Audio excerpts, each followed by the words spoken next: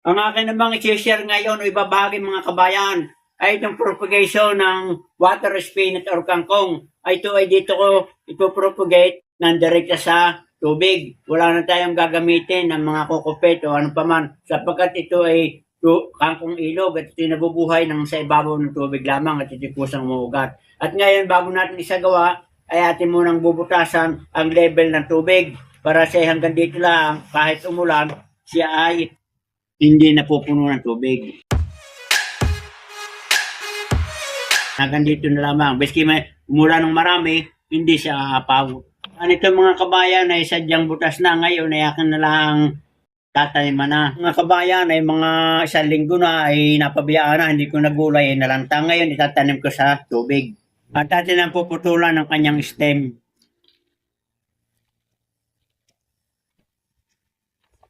So yan mga kabayan. At atin ang umpisa ng paglalagay dito sa plastic container. Atin lang lilinisan ng mga madidilaw na dahon. Ito na mga kabayan, natanggalan na natin ang mga dahon na madidilaw. Ay ngayon natin ang ilalagay dito sa plastic container ng mineral water. Yan, atin lang ilalagay ng direkta dito. Yan.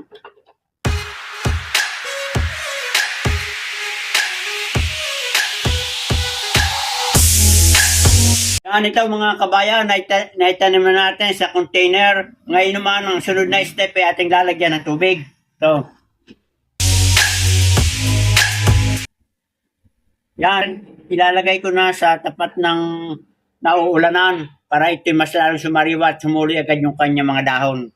Ito na ang resulta mga kabayan.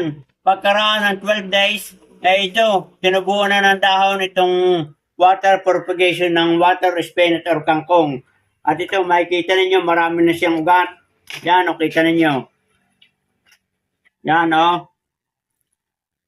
At ito lamang kailangan gagawin ay palitan ng tubig 2 beses isang linggo. O pwedeng 1 beses lang isang linggo. Basta huwag yung papabayaanan na ito ay dumumi at magkaroon ng kulay brown at baka pasukin ng ibang mga insekto. So yan mga kabayan, kanya lamang pamamaraan. Ang gagawin ko, ay magtatanim pa ng maraming ganito para ako hindi na bumili sa bayan ng kangkong at di ako may sarili ng gugulayin na alam kong malinis.